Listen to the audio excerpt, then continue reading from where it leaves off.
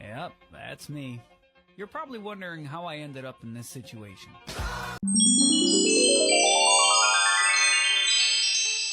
As early as possible and I headed outside.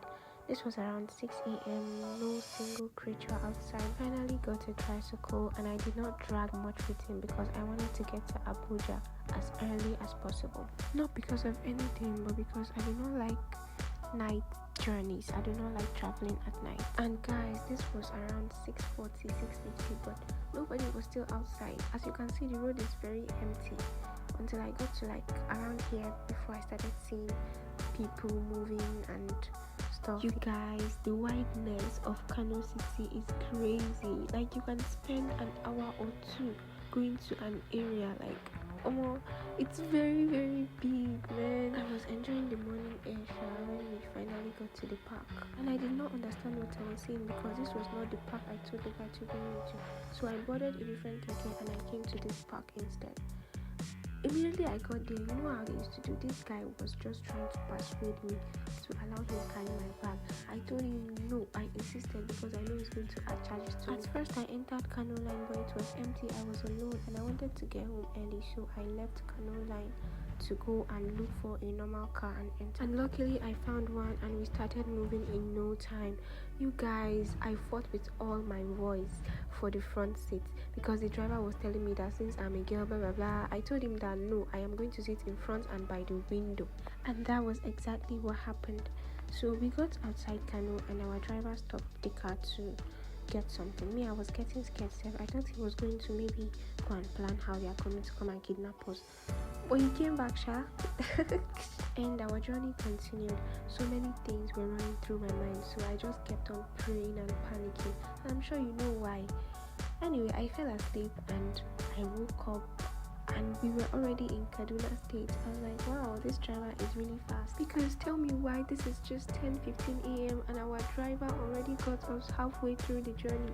I was like so happy that he is fast, and I think it's because the roads are empty since people no longer travel often like before. We got to the Barakat Mosque by the outskirts of Kaduna, so our driver stopped so we could, refresh ourselves because it was not yet time for prayer, so we could only get food to eat and water.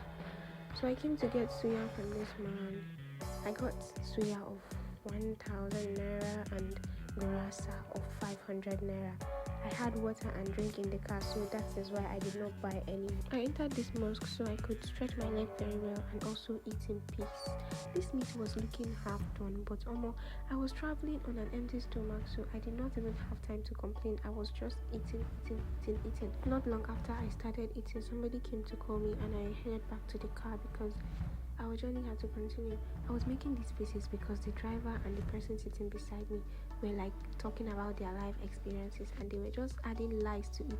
I know they were lying. I got some energy after eating, so I was just like chilling. And then all of a sudden our car got stuck in the mud in one of these pits.